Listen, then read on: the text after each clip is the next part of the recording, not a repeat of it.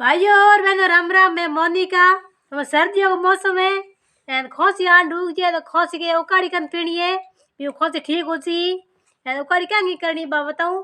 एक चम्मच लेनो इजवो एंड एक चम्मच लेनो है कालो नमक, 5 लेनी है काली मिर्चों एंड 5 इलायची लेनी है। इलायची का 20 काट देना है।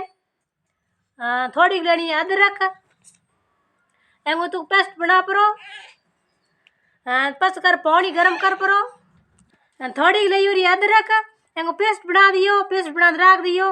बस चूल्हे के माथे पानी आध कोप या आध लोट पानी गरम कर दियो।